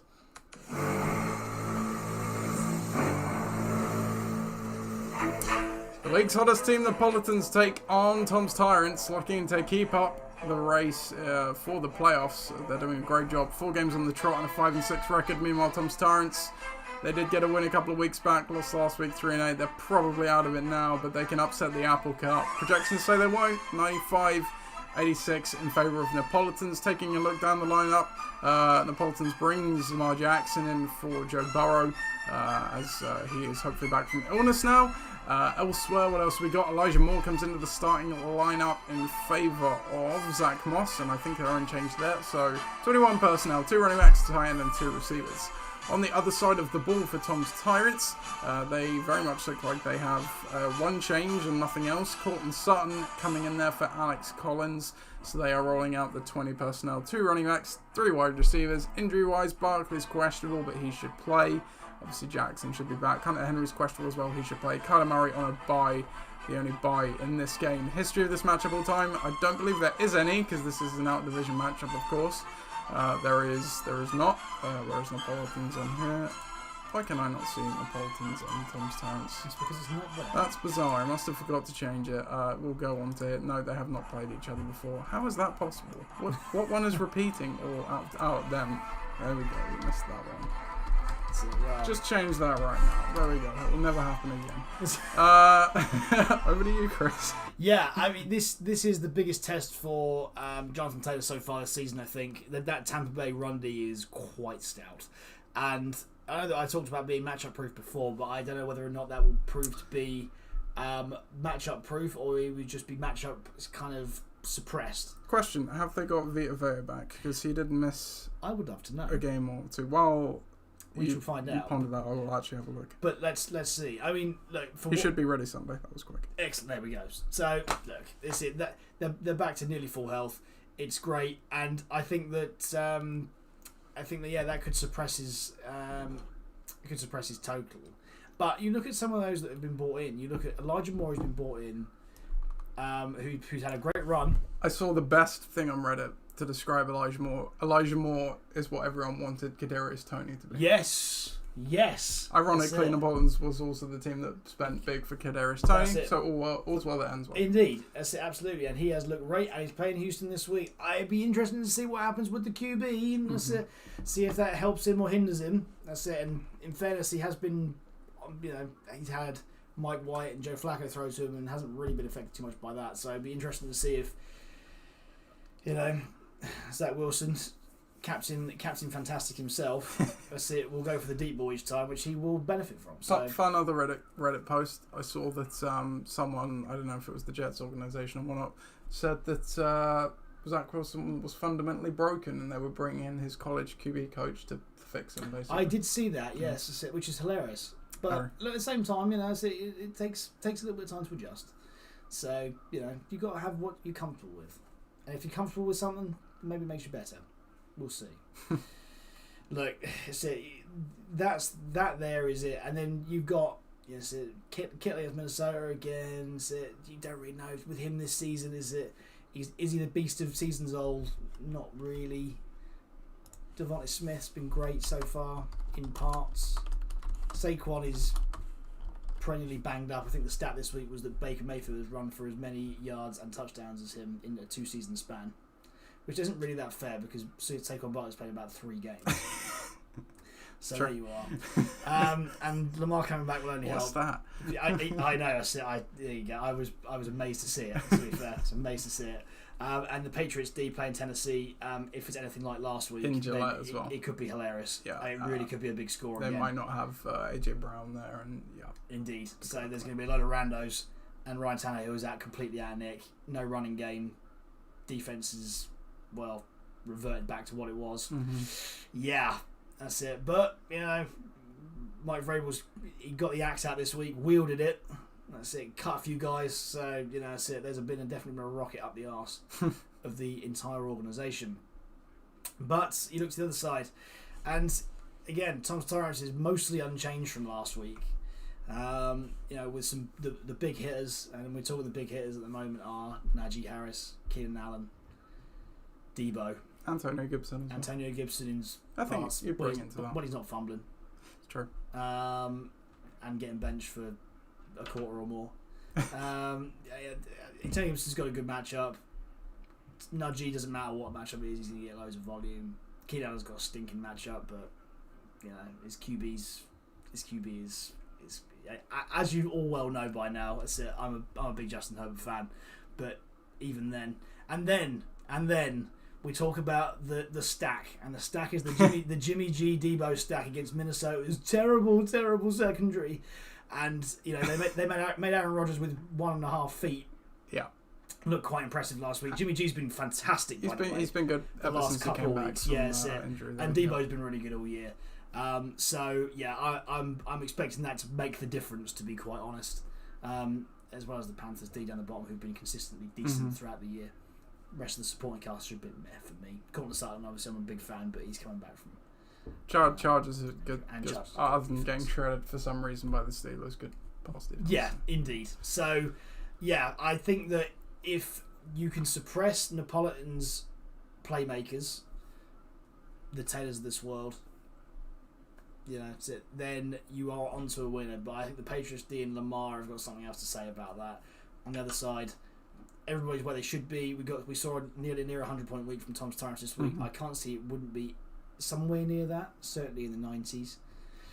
Who are you picking? But Neapolitan seem to get the job done at the moment. Yeah, it's hard to go against them. I do kind of get the sense that this could be the trip-up game. We obviously did see Taylor and the Pats team massively bail him out last week. It would have actually been quite a lackluster week if they had even, good scores instead of great scores. But then again, Jackson you would think would do better than Burrow did. He only got 11 last week, so it's a tricky one. I something in me is slightly leaning Tom's Tyrants, but I'm not going to listen to it.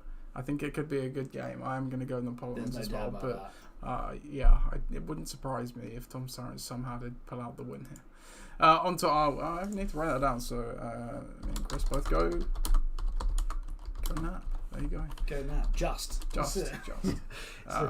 Next game then, we have Forge Flyers against Bucking the Trend, and I need a jingle. Here it is.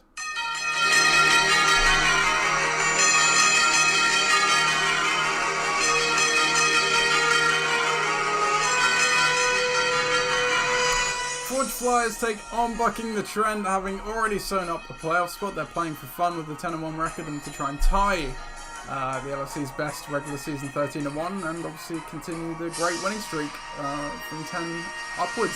Meanwhile, Bucking the Trend, they had sole possession of the Portsmouth division, but they now lost it. Still clinging on to it points. They've lost 2 at 6-5. They need a win here.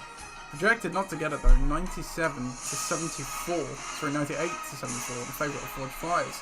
Let's take a look at the lineup. So Forge Flyers, they bring Cordell Patterson back in to the lineup. Cooper Kupp comes back in, as does Marquise Brown.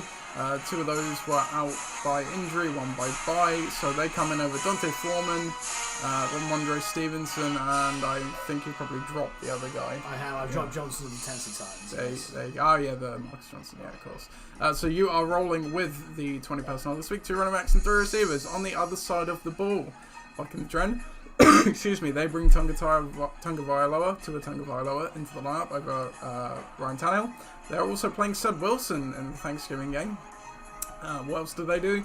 Nothing else. So they've only sent Mark Ingram to the bench, who obviously will not play. So they're rolling with 10 personnel, spread offense, 1 running back, 4 receivers. Injury-wise, Rogers still dealing with that toe, but should play. Patterson could be back from the injury that kept him out last week. We'll see. Marquise Brown, who's out with a neck injury, I think.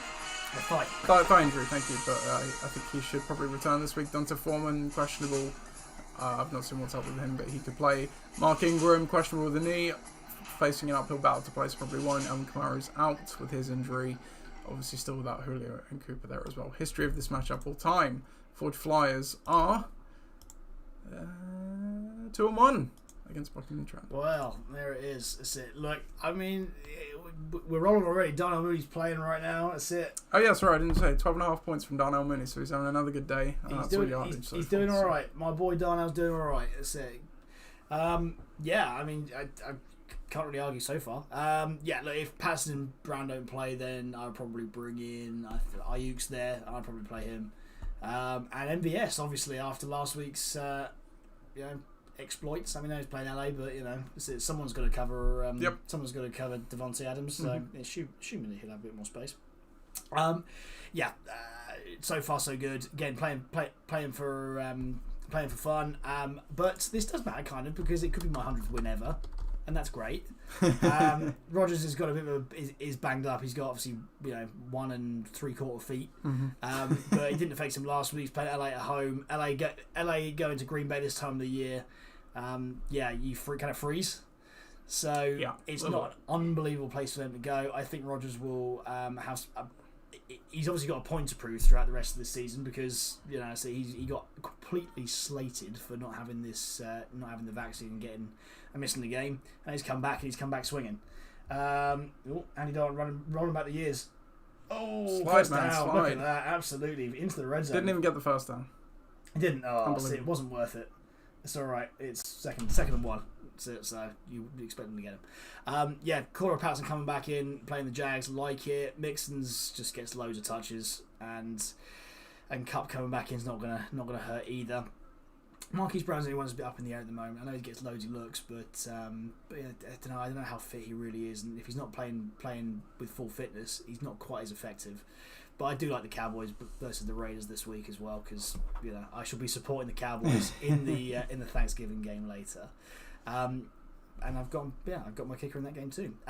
Mike is we talked about earlier on how the team's a bit boom and bust.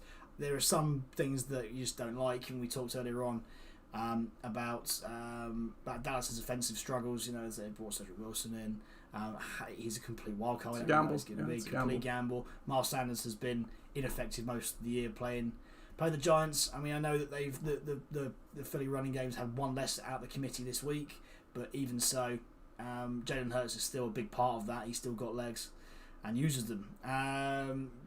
DK Metcalf, it's all dependent on Russell Wilson's big plays. And Pittman against Tampa is a bit of a funnel, so you'd like to think that he would do all right. So if they can't run the ball, he's going to be the biggest beneficiary of that. General playing the tough Carolina D, and then you look at the Browns, who could get turned over by the Ravens. That's it. You'd like to think that the Ravens are going to see a lot of offense, and regardless of what all that do, the kicker's not going to do a great deal either. So look, I think it's going to be a real tough battle for Mike this week. I think that he should roll the dice. I think that Miles Sanders. What are you going to go with Miles Sanders? Are you going to go with? You've got Tony Jones down there, isn't he, on the bench? That's it. Playing Buffalo, difficult one. But that's it, or Brian Edwards, pretty much. That's it, or Brian Edwards. That's it. Are you going to bring both of them in? Probably not. I can see his quandary this week is a difficult one. I like chucking in Ced Wilson. I criticised him a bit for last week's game where he played it a bit safe. He's kind of forced into a corner with Sanders this week. He's got to try something different. He's going a bit bold with Ced Wilson over Tony Jones, which would just be a volume-based play. So I do quite like that. But yeah, like you say, Tua against a Carolina team that bizarrely, gave up quite a lot to Washington last week, but have been pretty stout around that. And then, you say Sanders has not been great. Metcalf again going cross country. We'll see. Pittman, that Tampa secondary is getting healthy now. And then Jalen Waddle is Tua's favourite target, but again playing that tough Carolina D. I don't know. Even though you're a bit bruised and banged up, you're getting obviously cut back from bye. You should get Marquise Brown back. Patterson could play. I find it hard to see that you won't win this game. I totally agree. Yeah, so we both go for. We're both agreed a lot this week. We are, yeah. So far. Watch us get them all wrong somehow. Indeed, that's it. Then we're both wrong. We're in the same boat. Yeah, as long as I get my lock, it's fine. On to the next game then. We have Gridiron Gang against the Dream Team.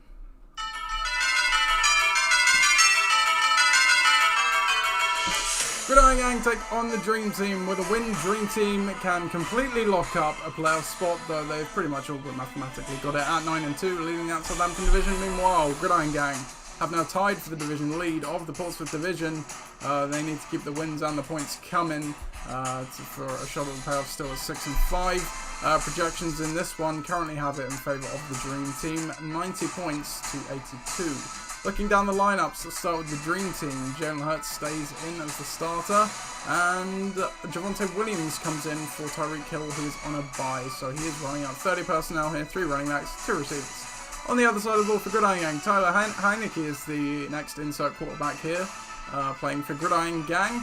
Elsewhere, Eli Mitchell has come into the lineup in favour of Jeff Wilson. No other changes currently, so Gridiron Gang also going with 30 personnel there, 3 running backs, 2 wide receivers. Injury-wise, James Robinson questionable but should play. Corey Davis questionable, should also play. For Gridiron Gang, AJ Brown questionable, that chest injury, unclear his status.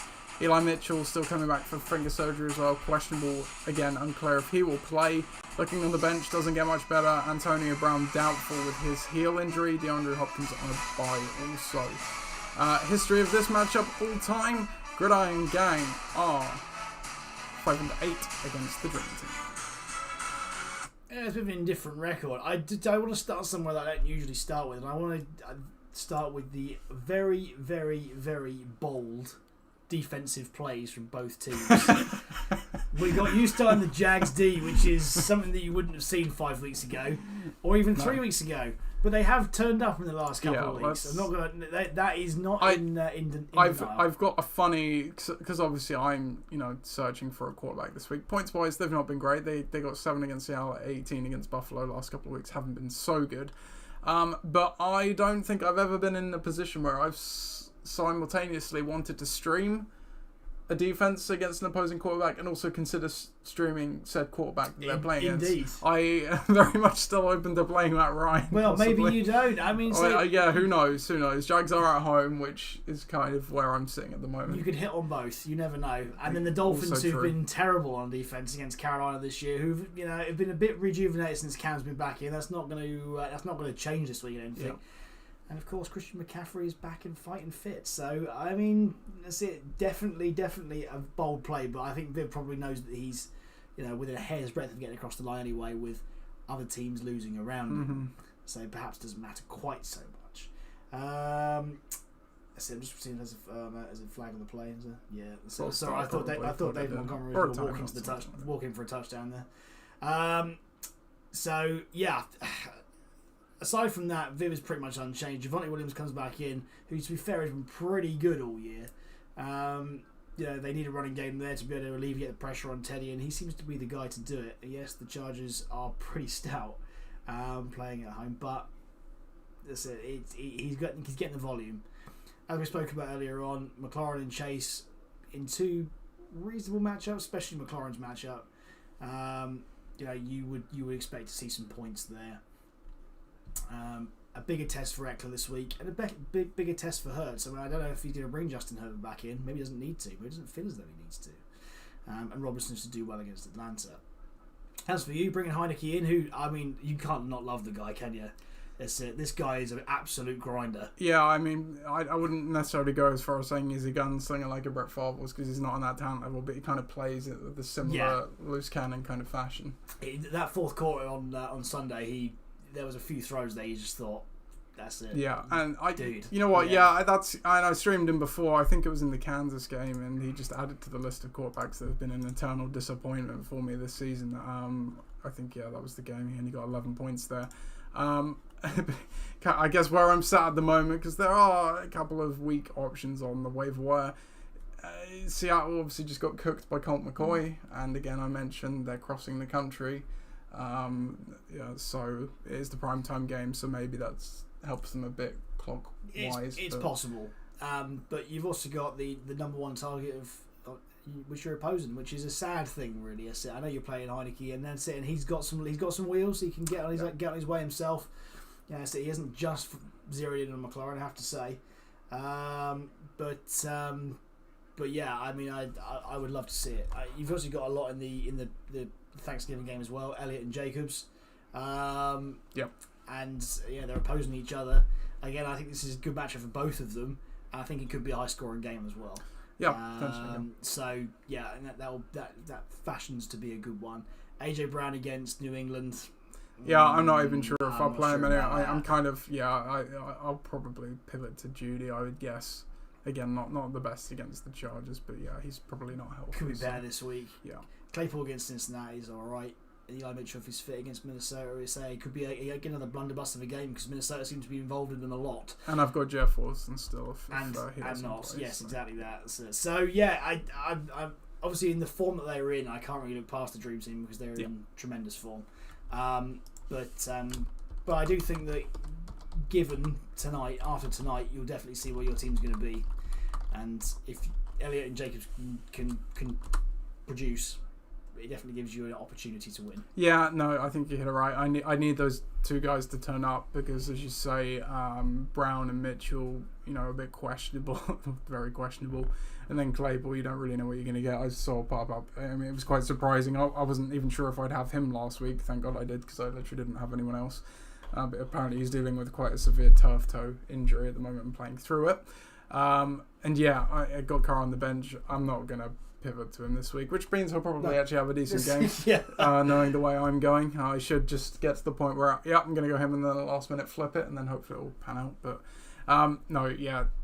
anyone would be foolish to go against the Dream Team at the moment. Just players-wise, the matchups aren't too bad there either. Obviously, my team is good on its day, but it's quite injured and a couple of buys and this, that, and the other at the moment, not helping the case. So yeah, I agree. It's a Dream Team win for me. And on to the next game then. We have You Are Gold against Bare Necessities.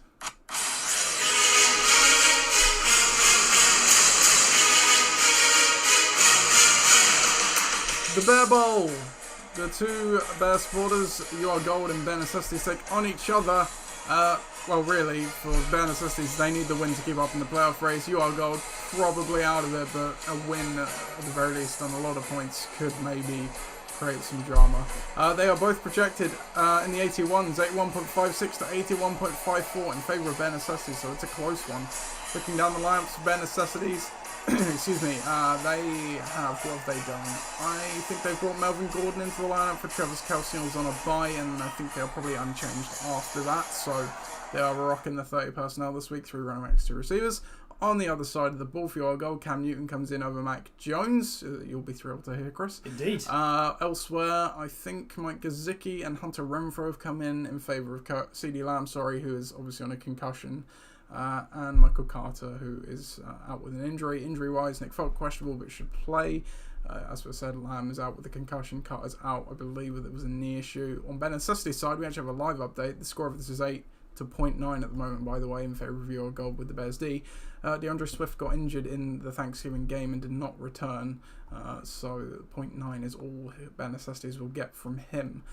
Mike Evans questionable as well, but I think we'll end up playing in Kelce on a bye. History of this matchup all time, Bare Necessities are 2-5 all time against your goal. Indeed. Well, it's the irony of the Bears Bowl right now, because the Bears possibly could win. I've just seen the worst 3 downs in football I've seen in my life. Three kneels. That's what we're here to see on Thanksgiving. If they don't hit this field goal, timeout with 1 second left. You don't usually see that either. This is a bold play from Matt Nagy. We're going to go live here, so this is fourth and goal. Literally 1 second on the clock. I'll do the play-by-play. You can do the colour commentaries. So here we go. Yeah, so they will be rolling out. Kairos Santos is the current Bears kicker.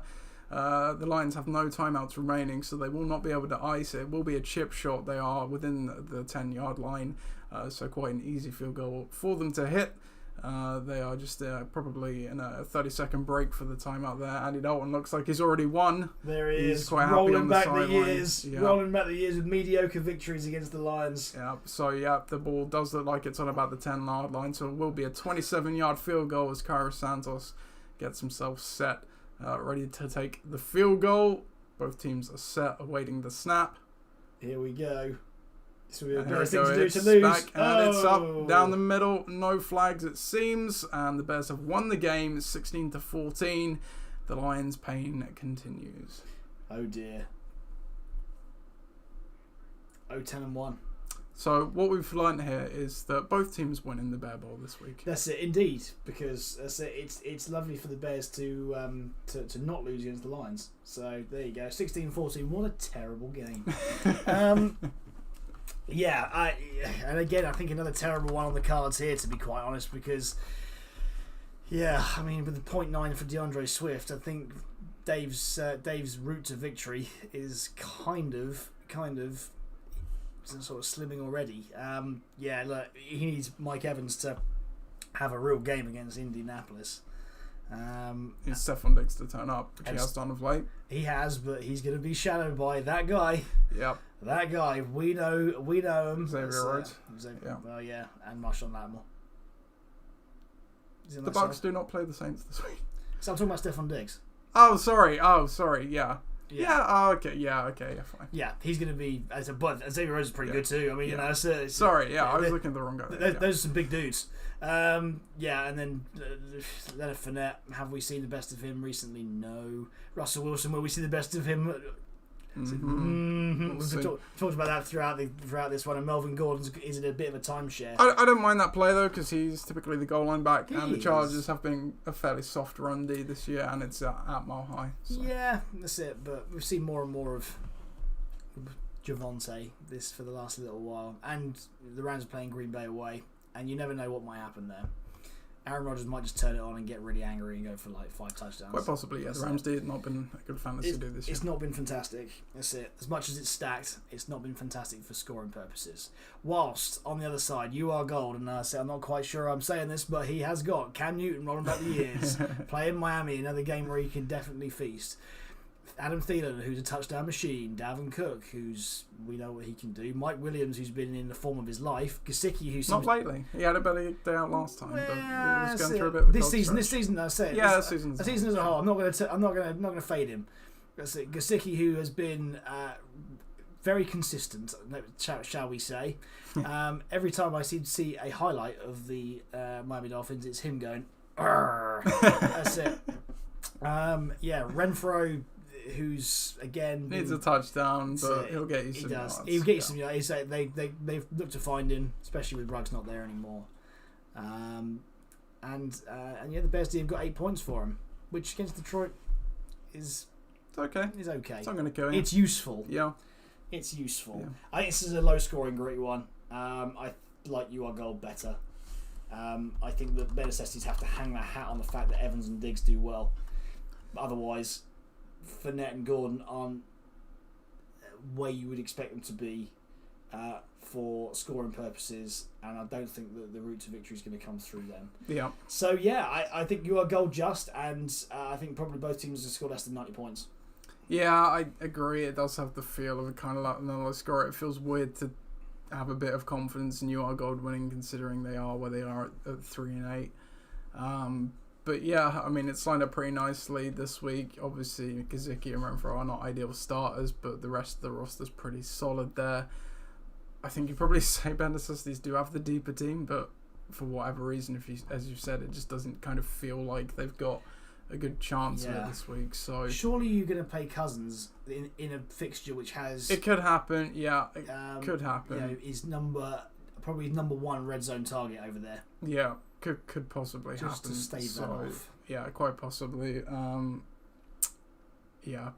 bare necessities really could do with this one. Otherwise, it might be curtains for them as well. So, but we're both going your gold here. On our way to the final game of the week, which is Bedenades against Ross's team.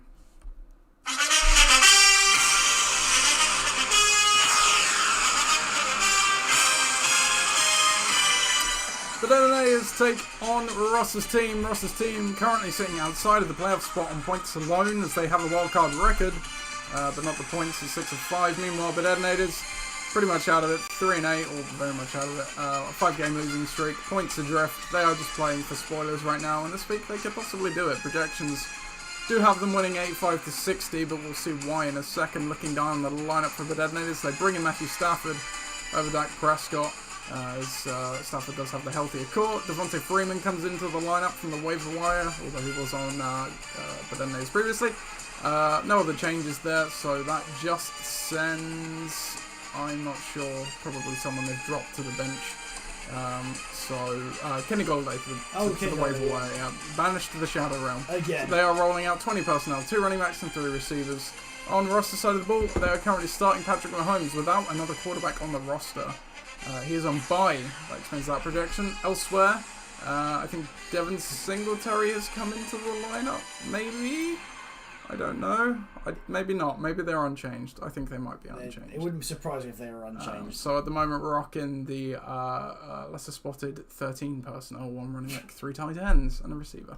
Injury-wise, Devontae Adams is questionable, but should play. Obviously, Mahomes on a bye. Robinson was inactive for the Thursday night game. Shepard is questionable. Unclear if he'll play at this stage. Aaron Jones, he's questionable. Probably isn't going to return this week, I would guess. Otherwise, claimable health there for Ollie. History of this matchup all time, but Bedenades are 4-7 against Ross's team. Well, this week, Ross has the unenviable task of finding a starting quarterback. The best options, I believe, out there are probably Tyrod Taylor. Matt Ryan's still there. And Matt Ryan. Right, so from the top, Matt Ryan, Daniel Jones, Big Ben, Tyrod Taylor, Andy Dalton, we've just played. Teddy Bridgewater, Baker, Trevor Lawrence. Not Goff.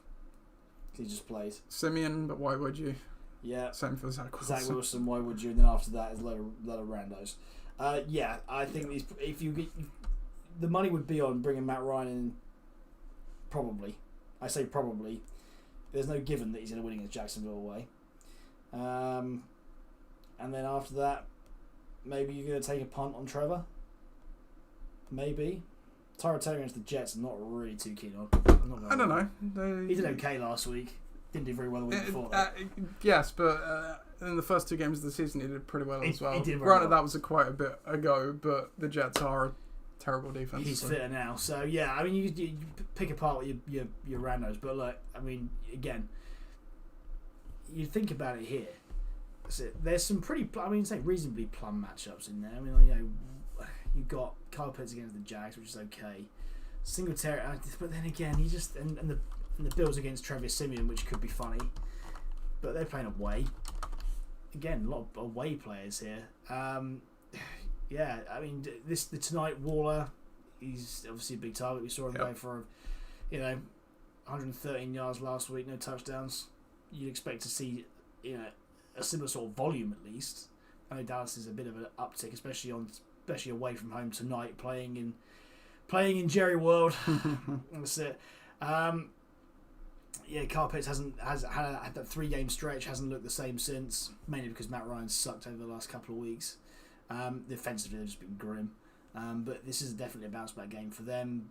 Goddard has been middle of the road as a Singletary most of the season, and Devontae Adams is just going to get shadowed by that pretty decent LA Rams secondary, albeit he's going to get an awful lot of targets. Mm-hmm. But then as obviously coming back after a real trash week or two, Stafford coming back in is a good thing. Also bringing Freeman in, who's going to get plenty of looks, as is Dylan this week, obviously. But again, both of them playing in not that great matchups, to be quite honest. Sanders could be a beneficiary of the fact that Diggs can be taken out of the game. Yep. Deontay Johnson did well last week, obviously click at number 1, and Gallup is a click at number 1 this week. Played in a big game, and they've got something to prove. Eagles playing the Giants as well. I don't know how to feel about that one, because if Jason Garrett was still there, you'd say, yeah, that's going to be a nice... I heard Freddie Kitchens was calling the plays. He was already calling the plays, was he? He wasn't calling the plays last week, but he is now. Oh, sorry, but you sometimes see the change of the coordinator when you get the bounce. We'll see. I don't know. Freddie Kitchens, man. Yeah. They're getting a bit healthier, so Barkley's, again, working his way back, but... He's himself, and if they can, maybe they emphasise Kadarius Toney a bit more again. And maybe. I don't know. They might have Sterling Shepard back as well. It's a grudge match. It's it. Yeah, the NFC East division, those games can be weird sometimes as well. So. Exactly that. But so, no, I agree. Good stream. I just think that Ross's team, regardless of the fact that he's not going to find a QB that's going to be that great, I just think that Ollie, even though his team is trash, I'd say, I'm going with Ollie. I'm not going with Ross. Oh, sorry, sorry, my bad. Okay, we're both going. I'm going Benedetto's, mate. I'm going with that. So I think Stafford, Freeman, Dillon, and a bit of Sanders, a bit of Gallup, a bit of Johnson. It's just going to be better. Yeah, no, I agree. It feels weird to go with all his team after the few weeks he's had, but I think he's had a bit of bad luck along the way there, and it set himself up nicely between the waiver moves he's made and everything this week, and obviously getting Stafford there. Hopefully Stafford turns up. Coming out of the bye, you would hope the Rams saw some things out. Obviously, first game without Robert Woods last time out as well certainly didn't help. And yeah, I think Ross needs to nail the stream of the quarterback. Yep. And then Adams probably has a good day, and then anything else is going to be bunts, and he needs that bunts probably to win this game, I'd say. Not out of the realm, as Padernos have been in poor form, but yeah, I agree. I think I'd fancy them. We agree on everything this week. We did. By the way. Who are you locking though? Because you did. That's my lock. Did not, you're locking. I'm locking Padernos on that one. And that's fine with the mirror test because Padernos have been so. I can look myself in the mirror and go, that is going to happen this week. So. Yeah, there you go. So. That is your Week 12 previews then. So yeah, we'll be back probably similar-ish time next week, some point next week, to recap some preview Week 13 as we inch that one step closer to the playoffs in the first of 3 weeks of playoffs. Not long enough after that either. Wow. Yeah. This is quite the new dawn, people. Yeah, and we're actually going to have bye weeks in season for our fantasy teams, so that's a new thing as well to look forward to. So, all that's left to say is happy Thanksgiving. Enjoy the games if you're going to watch them later. Certainly. Have a good weekend when you get there. Best of luck in your fantasy game, unless you play me, of course. Goodbye.